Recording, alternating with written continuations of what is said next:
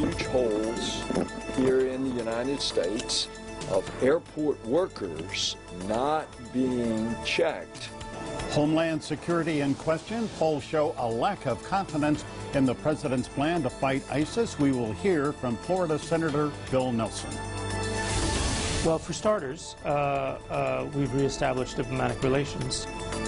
1 year into a new normal, where do relations really stand? The U.S. top diplomat in Cuba on a rare on-camera interview. This stadium will be privately operated, privately funded. We will pay our property taxes. Miami Beckham United promises to be a good neighbor to a neighborhood that has heard a lot of promises before. It is just one of the topics we will take to the round table. Good morning. Welcome. So great to have you aboard as we slide into a holiday week. Still front and center in the news this morning, safety and security, and that is where we begin. The fight against ISIS was a big topic in last night's Democratic presidential debate. All three candidates say they have a plan to destroy Islamic State.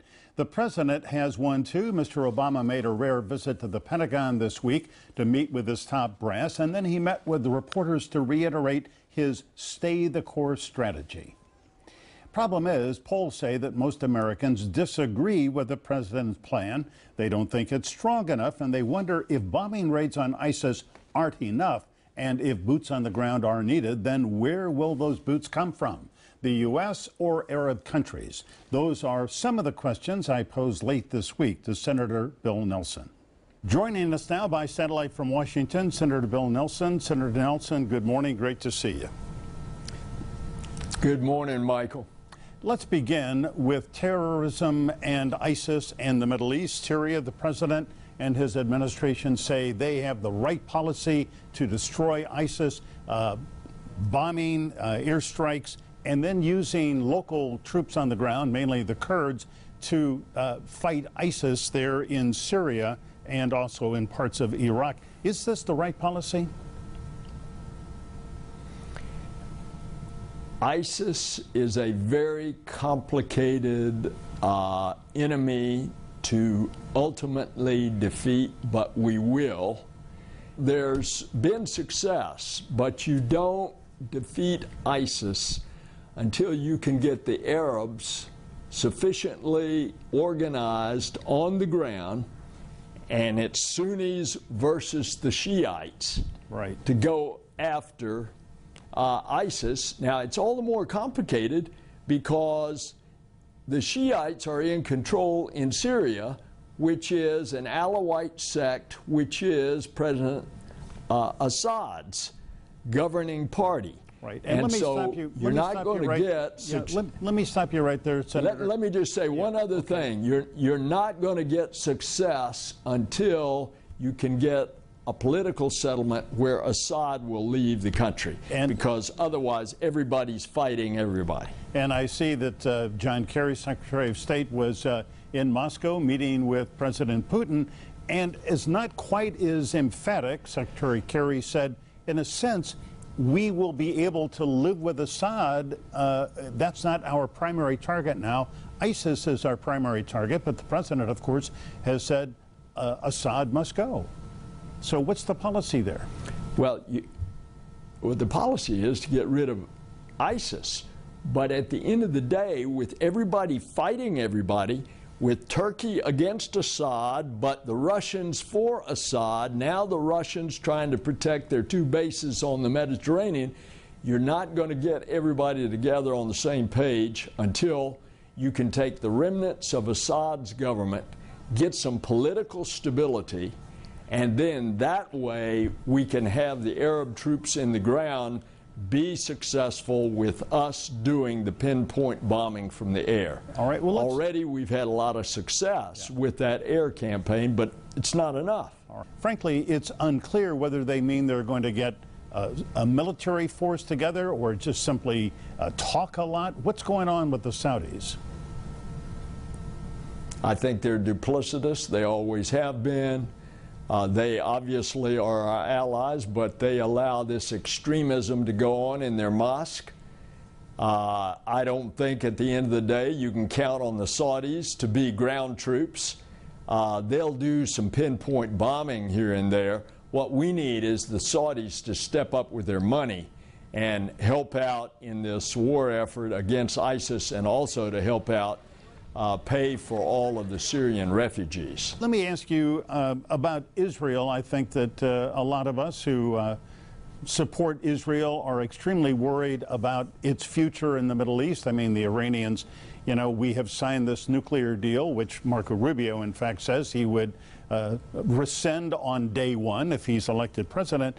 But you are a strong supporter of Israel. I saw you speak at the Holocaust Memorial on Kristallnacht. What about Israel? What about its fate at this moment? Well, Israel is our strongest ally. We will always work hand in glove with Israel, and we will always protect Israel. The joint agreement on preventing Iran from getting a nuclear weapon is working, and it is successful. Now, aside from that, Iraq is provoking us and everybody else by just doing this IRBM, intermediate range ballistic missile test, which is in contravention of the United Nations resolution, of which we are now trying to get the UN to join us in cracking down on Iran for that violation. That's not a violation of the joint agreement on the atomic weapon, because I'd much rather deal with a rogue Iran who does not have a nuclear weapon than deal with one which does. And had we not done that joint agreement, Iran would have been able to produce a nuclear weapon within 3 months. We understand. The day, Senator Nelson, the day after the tragedy, the massacre in San Bernardino, you and your fellow senators took up an amendment to a bill that would have prevented anyone on the terrorist watch list from being able to buy a gun, including those military-style AK-47s that they used in San Bernardino. And frankly, as the president says, and people on both sides of the aisle, how could we not stop people on a terrorist watch list from freely buying guns when we suspect them of wrongdoing or possibly terrorist ties? It's common sense, Michael. If you're on a terrorist watch list, you are suspected of being a terrorist. If, in fact, you can't fly and you're in the United States, then why in the world would you want them to be able to go into a gun shop and purchase a gun? It's common sense that you pass a provision by that, but apparently some of our colleagues here are a little afraid of the NRA. Including Marco Rubio, who voted against that measure as well. Senator, will Congress ever take any kind of a serious measure to keep guns out of the hands of people who are mentally ill, emotionally distraught, or who have criminal records? Well, I certainly hope so. Again, it's common sense. Those characteristics of a person mentally ill or with a criminal record, and you want them to be able to purchase guns, that just simply doesn't make sense, Michael. Yeah. All right, Senator, before we run out of time, I need to ask you about Donald Trump. In the latest Washington Post ABC News poll, he's going rated at 38%, even 42% in another poll. And yet he continues to say things that many people find outrageous and even offensive. What is the appeal of Donald Trump? What is the appeal of all of this extremism, a lot of which we saw evidenced in the Republican debate recently? It defies understanding for me as someone who thinks common sense would be that, and I own lots of guns. I grew up on a ranch. I've hunted all my life. Why in the world would you want an automatic weapon which is not for hunting? That's for killing. And I think there's some common sense that ought to be injected into this whole debate. Finally, Senator Nelson, you are 73 years old. You are in an outstanding physical shape. You run. We saw the video the other couple of weeks ago of you getting down and ripping off 50 push-ups, so we know you're in good shape. But you have said you plan to run for re-election next year. You will be 74 when you do. And some people would say, hey, you've served well. You've been, state insurance commissioner, you've been member of Congress, you've been into space. But Senator Nelson, it's time to step aside and let another generation have its chance. What's your answer to that? Well, the good Lord willing, I will be running for re-election. What I have found is I'm at the position of I know what I know. I know, for example, that Florida needs common sense representation that does not go off into the extreme, that tries to bring people together to build bipartisan consensus. That's what my whole political life has been about, bringing people together in order to achieve a workable consensus in which a very large and diverse country can govern itself. And for those reasons, it's my intention, the good Lord willing, to be running for re-election. Well, we will be there on the campaign trail to watch that re-election campaign. Senator Bill Nelson, always a pleasure to speak with you. Thanks very much. Thanks, Michael. And next, a full year since the U.S. and Cuba rebooted its adversarial relationship. What has changed and what has not? You will hear from the ambassador when we come back.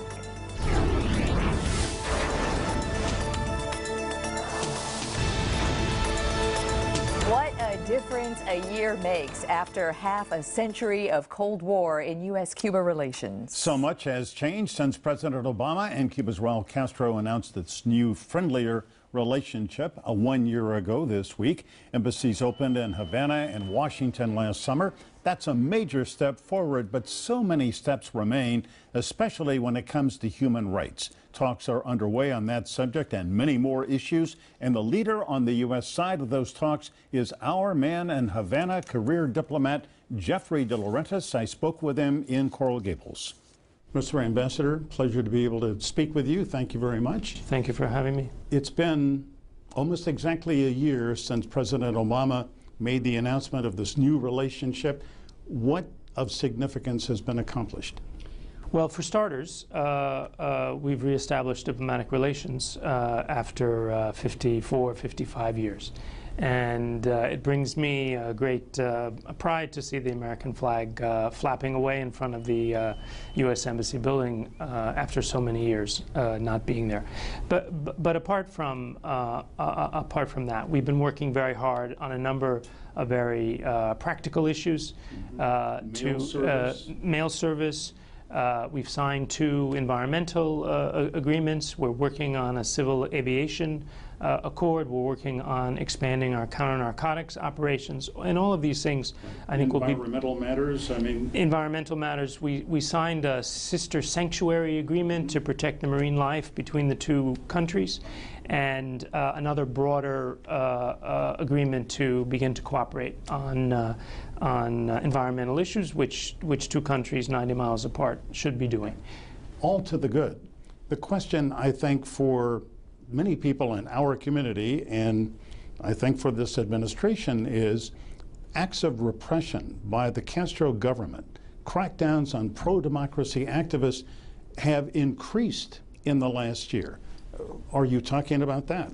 We have started a human rights dialogue also with Cuban authorities. We've had one meeting. We're planning to have another, and we will, of course, continue to speak out on those issues. And frankly, given the diplomatic relations we now have, we're also able to deliver messages directly and at higher levels.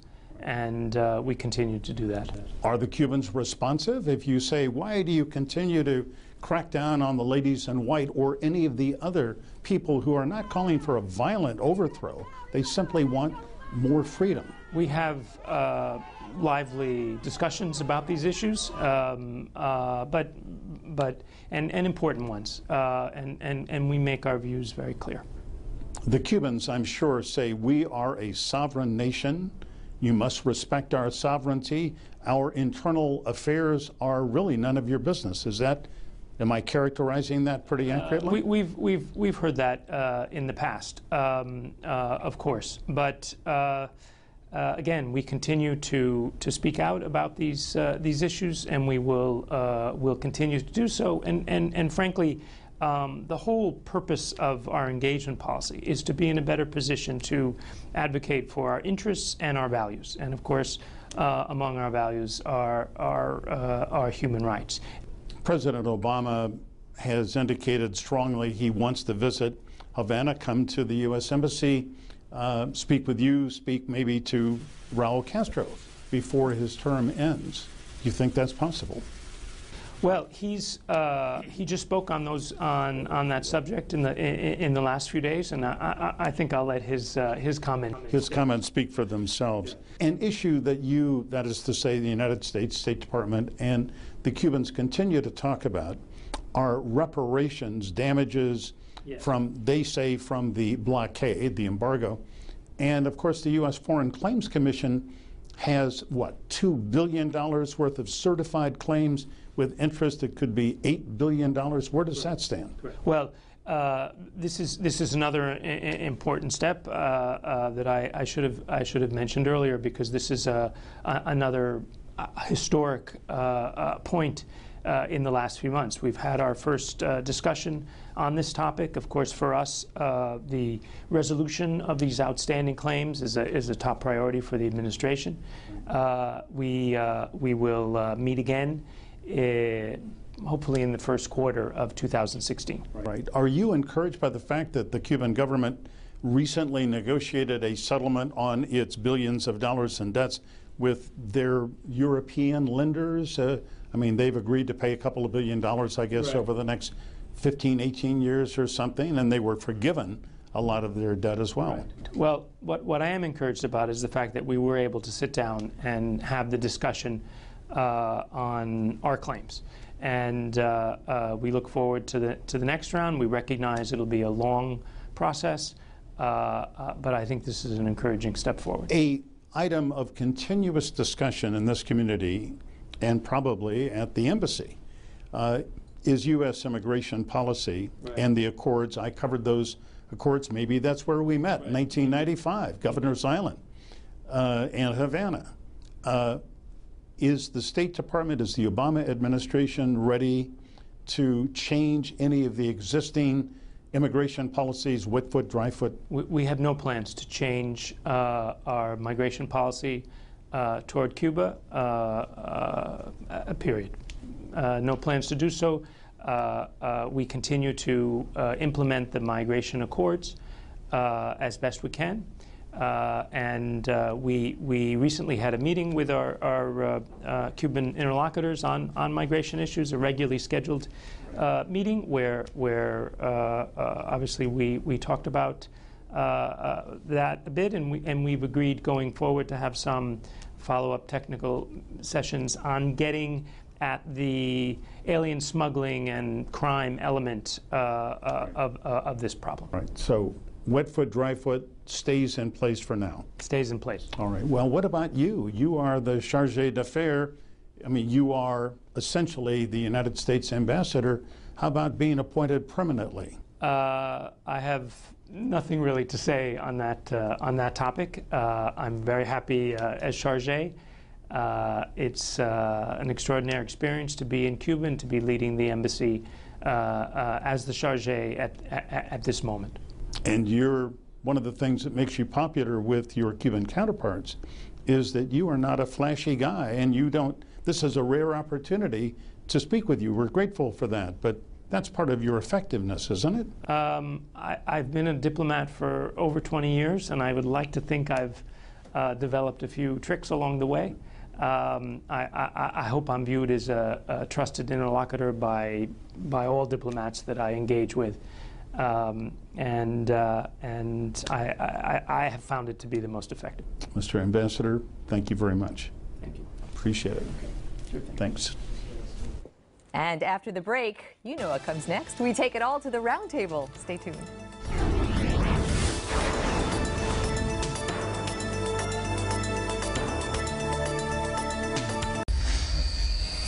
It is that time again, the time to take a much closer look at the week's top stories with our Powerhouse Roundtable. And we have a great group this week. Carolyn Gunnis is executive editor of the Miami Times, who's also been a journalist and editor at the South Florida Times and at the Miami Herald. Sean Foreman, professor of political science at Barry University, a frequent commentator on political goings-on here on Local 10. And Marilee Cancio is a Miami attorney, a roundtable regular. Glad to welcome her back, and a Republican Party activist. Good morning. Good morning. Good morning. Great to have you all in. On this holiday week. Well, Sean Foreman, I know because you are an excellent political scientist and you feel obligated, as indeed I did. I know what I did last night. I stayed at home and watched the Democratic debate. My first question is, why in the world would the DNC schedule a presidential debate on a Saturday night?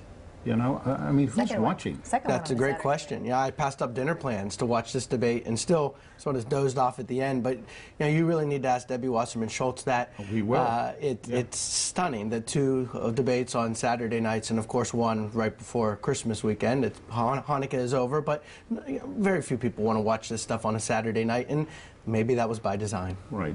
Did everybody watch? I went to the weekend concert. You're the only one with a social life in this group. Well, I watched, but I fell asleep. I didn't watch the end. I tried. But I watched snippets this morning. You didn't see Hillary Clinton say, "May the Force"? No, I was asleep already. Well, Marilee, seriously, when you think about how the candidates did, I thought each of them had a couple of good moments, but frankly, I think Hillary Clinton, when you have been the Secretary of State for 4 years, a U.S. Senator, married to the former president, you've got a pretty good grasp of cosmology of the worldview, and I thought that she showed an impressive grasp of how the world, or how she would like to see it work, better than either Bernie Sanders or Martin O'Malley. I think that she definitely won the debate. It's like a coronation of Hillary Clinton. I feel bad for Martin O'Malley. I like Bernie Sanders. I think that just the way that he talks, that he's so angry. He has his followers. Where I live, there's tons of Bernie Sanders stickers, even though, you know. On Key Biscayne? On Key Biscayne, really? Yes.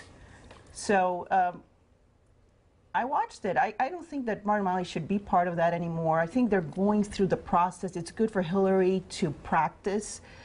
The DNC is not fooling anybody. They're just going through the process. They only have a few more debates, but who are they fooling? I mean, it's going to be Hillary Clinton, the nominee, and it's good for her to practice because this primary process, it's helpful. Otherwise, she'll be very rusty when she really has to debate the Republican nominee. Sean?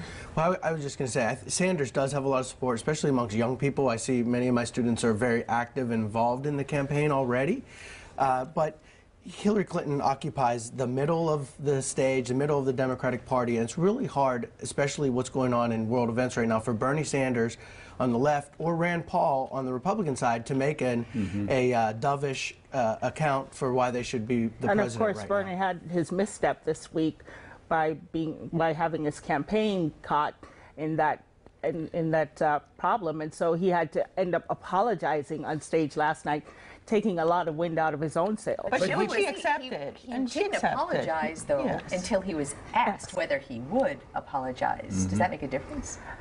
It does, but he still had to, and that, I mean, it's hard for a leader to have to apologize in front of the entire nation when it's something that his campaign did wrong. I thought he finessed it pretty well. Marilee, let me ask you, I thought that Martha Raddatz of ABC News, who is just a terrific reporter, was the only one, well, she and David Muir, the anchor, were the two interlocutors. But when she tried to hold Hillary's feet to the fire on Libya, I thought that was, in a sense, the one time when Hillary Clinton was a little bit defensive, when Martha Raddatz essentially said, hey, you were in charge, you supported the president, you supported the invasion and taking out Gaddafi, did we make mistakes? Well, she was the Secretary of State, you know, and she was responsible, even though she's trying to distance herself from some of the president's policies right now. Whatever she doesn't find popular, she was Secretary of State. I don't think that she was a good Secretary of State, and she's going to have to answer in the next few months those questions. Nobody's going to forget about Benghazi. Yeah, well, Benghazi, Sean, didn't come up, and I think that was the subtext to a lot of that question. Yeah, I think that they treated her with Hillary Clinton with kid gloves last night, and it plays into this narrative that it's a coronation. But I think the big news out of the night was that she tied herself to Barack Obama's foreign policy more closely than in the past, and of course that's going to come at her hard in the general election. But it makes it hard for Sanders to make any inroads with her. So she's sort of comfortable now playing in that space because she dominates the Democratic Party. You know, let's take a turn right now and talk about this one-year anniversary with new relations with Cuba. You saw the ambassador, Jeffrey de Laurentiis, the interview with Michael this week. There have been a lot of changes. Mary Lee, is Cuba any more free than it was December 17th, 2014? You need to ask the dissidents inside the island, and if you ask them, they're going to say absolutely not. The repression is unbelievable. There's 6,000 people in Costa Rica trying to get through the border to come here. People are desperate more than ever to get out of the island. If things were better, if they had hope, they wouldn't be leaving the island in droves. So it's good perhaps for the government, because the more tourists that go to Cuba, that's giving oxygen to the Castro regime. But for the people that want freedom, that want jobs, that want basic needs, that there's no such thing as human rights in Cuba. The ladies in white get beaten every week. So no, things are not better for the people. They are probably a lot better for the government. There was a fascinating full-page ad, and I regret I don't have it to show, but if anybody saw the Miami Herald this morning, Mike Fernandez and about 6 other very prominent Cuban-American business people said, look, we've been to Cuba, we see something changing, we see possibilities for change, please be tolerant. I thought that was kind of a breakthrough to see that kind of an ad in the Herald today.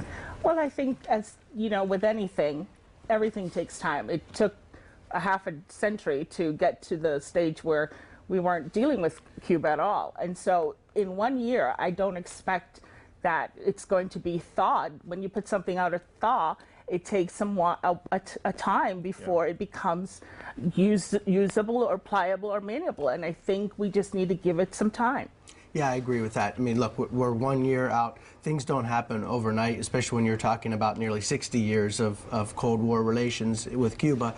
So the fact that there's more flights, the fact that there's more correspondences, the fact that businesses are lining up, learning how they can get in there and play, this is happening very quickly, and it may happen next year even quicker once Barack Obama's ready to leave office and take his next steps. And I'm not saying that I don't sympathize with the Cubans who are under pressure right now, who, you know, like you said, the women in white who are being beaten also. But you have to think about the human rights violations that we have in this country.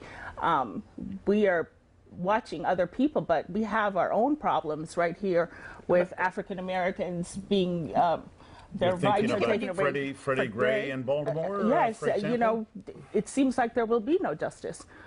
Based on the mistrial, it's not going to go anywhere, I don't think. We have a constitution, we have rights, we have a court system that distinguishes us from Cuba. In Cuba, nothing happens. Here, it's up to the jury of your peers to put someone in jail or not. When I went to law school, they said it's better to let 99 guilty people free than let one innocent person go to jail. And I think that's why we have the best legal system in the world. I agree, there are violations here, but there's recourse here. You know, people have rights. I don't see them working. I think they work many times. I disagree with you on that. I think it works many times. But comparing Cuba with violations here, I think that's completely wrong. Well, I bet if we were silently sitting in these talks between the U.S. and Cuba, I am sure that Josefina Vidal and other Cubans are saying pretty much what Carolyn is saying, is that you're talking about our human rights abuses, what about yours? Wouldn't you love to be in those talks? Well, anyway, yes. When we come back, we are going to talk about that soccer stadium in Overtown and a lot of other things. Stay with us.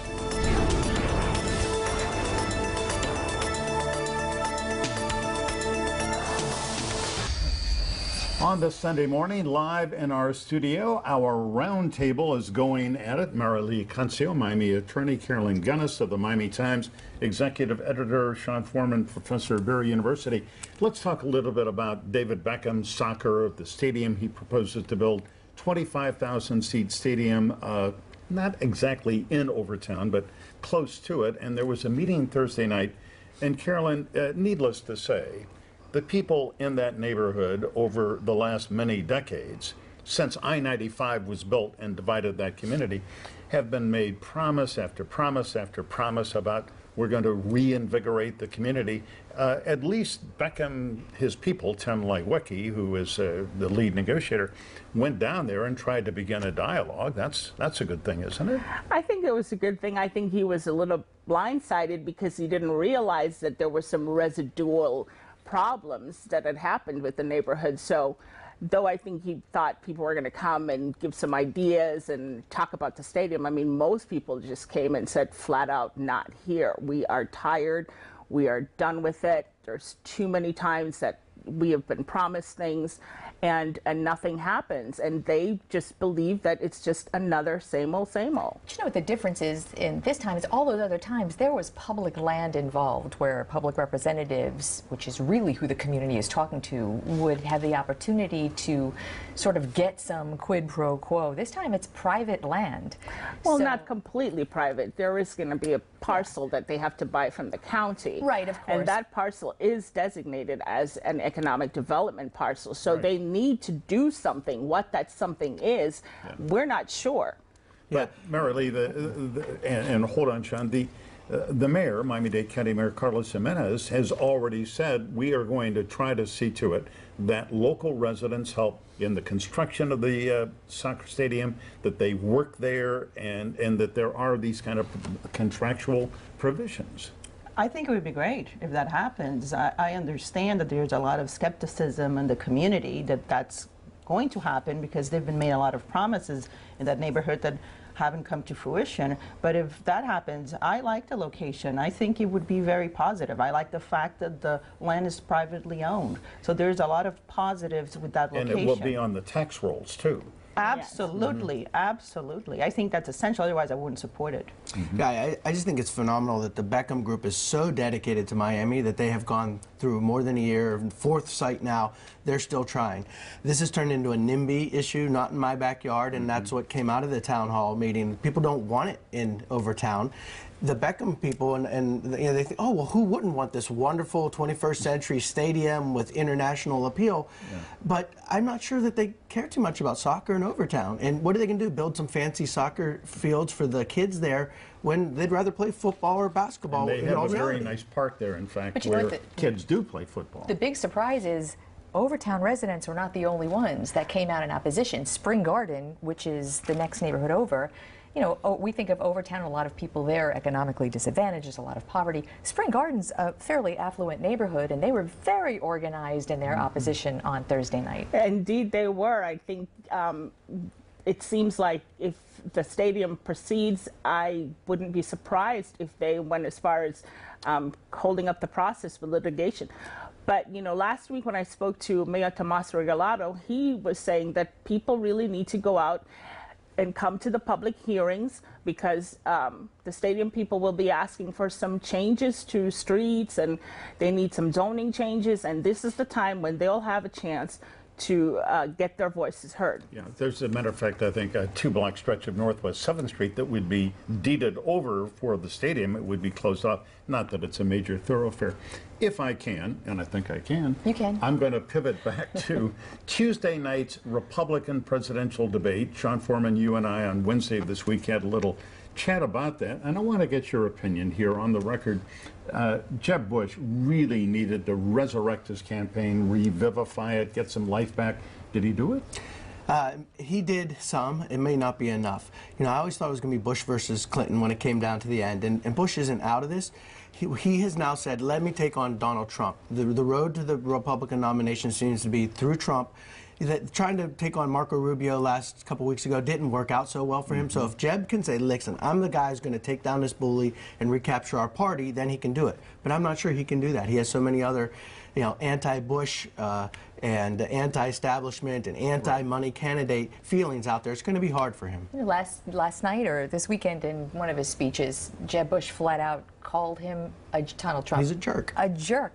I think people like that, always fighting back, and he's calling him names. But Mary Lee, Jeb Bush calling people names there's like a cognitive dissonance there. You have to see the look on the faces and the people that were sitting right behind Bush. They were like, did he just say that? Did he say that? Right. Is that effective coming from Jeb Bush? I don't know. Only the voters can decide well, that. we will find out in New Hampshire, because it's certainly not going to be in Iowa, because Ted Cruz, the evangelicals, it may not be until the South Tea Carolina. Partiers. It's not, you know. But if he lasts till, of course, he's still got $50 million in his pack, so yeah. I think he'll get to South Carolina, and then Florida is March 9th. And as I've been saying for over a year, whoever wins Florida is going to be the Republican nominee. Because by then, it's going to be pretty much decided or over. I don't believe we'll have a broker convention, but winner takes all in the state of Florida and some other states. I think that gamble is not going to pay off to whoever decided that. At some point, Marco Rubio needs to do better than second, third, or fourth. He's got to win one of these things, doesn't he? That's right. And he's well positioned in second, but I think he hasn't made the case that he is the dominant, he'll be the nominee. And Rubio has to go through Cruz and Trump. I think Bush is saying, forget Cruz, let me just go after Trump. So Rubio has a little bit harder path to get there because he's well positioned, but where's his next breakout? And it's not clear. But the good thing is that we're down to 4 candidates, basically 4 viable candidates. And the 4 four on the stage, excuse me, Marley, but yeah, you're absolutely right. That makes things simpler and more direct. Well, we're out of time. Thank you all for coming in. Great to see you. Thank you very much. Well, it looks like the big boat show is a go, but the South Florida's important annual trade show still faces an uncertain future at a new site on the Miami waterfront, and Glenna will have that story next.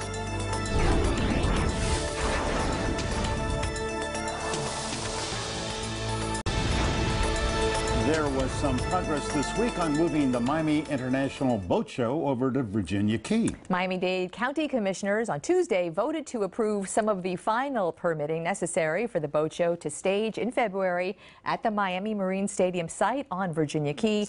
But the fight to keep that event from moving there permanently is still well underway.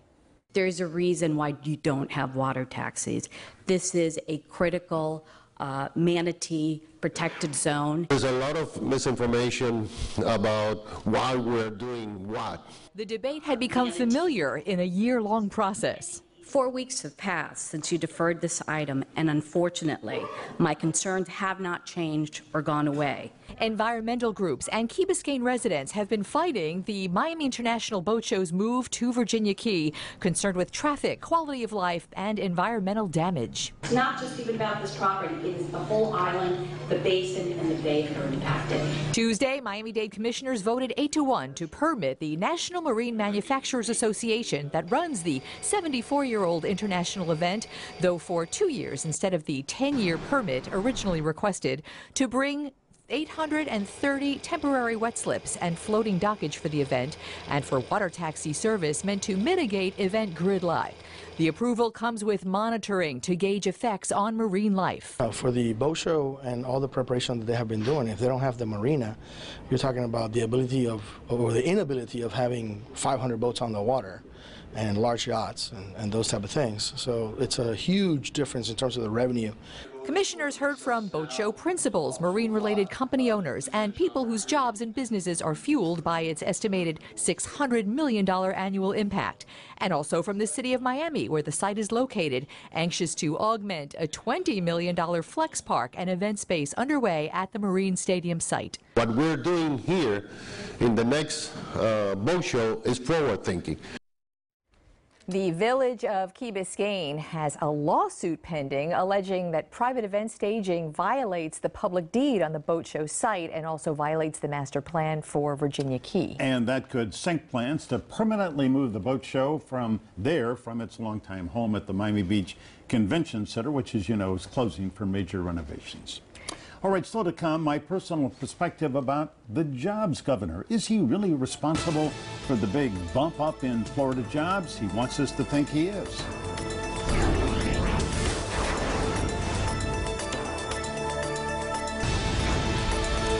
On to the weather. Here is a live look now from our Hollywood beach cam, and here comes weather meteorologist, authority meteorologist Jennifer Correa, who has the Sunday forecast. Jennifer. Cool, finally.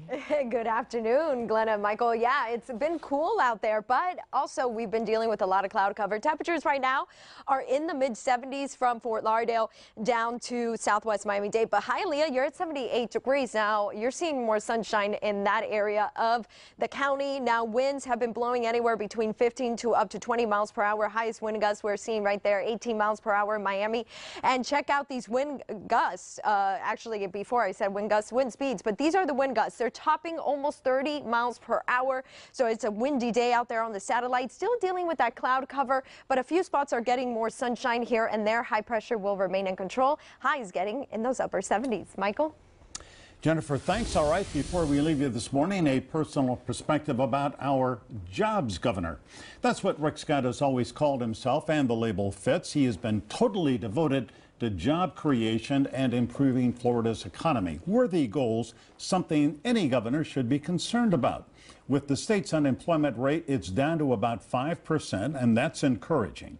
Not so encouraging is that the unemployment rate is 6% in Miami-Dade, and most of the pay for most of the jobs is mediocre. Yes, more people are working at wages that are mostly low.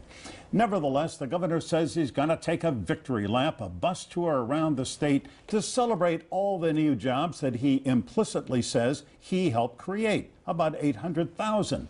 He certainly deserves some credit, but most of those jobs were going to happen with or without him through the natural course of the business cycle.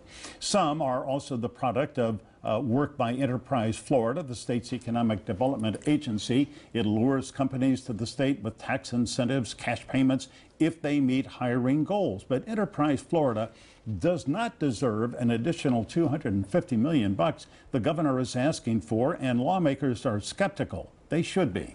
So Governor Scott is going on the offensive with one of his patented road shows. He calls this one, quote, a million miles for a million jobs bus tour. Kind of corny. But Governor Scott likes these branding monikers for his various campaigns, and believe me, that's what they are, political campaigns to lay the groundwork for a Senate run in 2018. If Governor Scott really wants to win that campaign, he should start by being more than just the jobs governor. Be the justice governor, too, the anti-gun violence governor, the Everglades restoration governor, the real education governor. Instead of visiting another business, visit Miami Northwestern Senior High, where at least 5 students have been shot and killed this year. Tell those students there they matter and that you will work to stop the epidemic of gun violence. Visit the state women's prison at Lowell, which the Herald has shown is a snake pit of abuse and corruption. Tell the staff at the prison, get your act together or get out. Tell the inmates they will get the medical care they're regularly denied. It's great to be the jobs governor, but Rick Scott needs to widen his focus to be the governor for social justice, education, the environment, and so much more. Until he is, Rick Scott will be a one-dimensional governor. That is my perspective for this week. Hope you have a great Sunday, and we wish you an early Merry Christmas. And of course, we want to know what you think about anything in the news. We invite you to weigh in. Let us know any of these addresses are just fine. Do that. Have a great Sunday. We'll see you right back here next week. And remember, stay informed, get involved. Always. We'll see you next week.